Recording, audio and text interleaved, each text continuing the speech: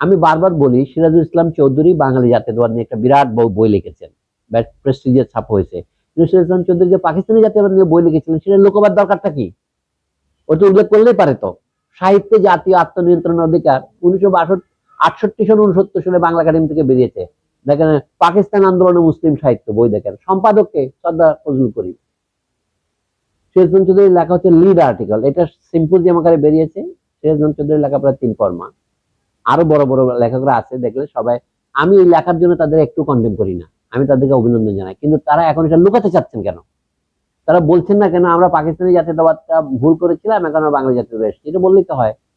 কিন্তু তারা মনে হয় তখনও তারা বাঙালি জাতীয়তাবাদী ছিলেন। কিন্তু বাংলাদেশ শব্দটা কেউ উচ্চারণ করেছে 1971 আগে? না। আপনি এখান থেকে এইটা এইটা the phenomenology of the mind, এইটা থেকে বোঝা যাচ্ছে কি তারা they are lying. Lying is their only language.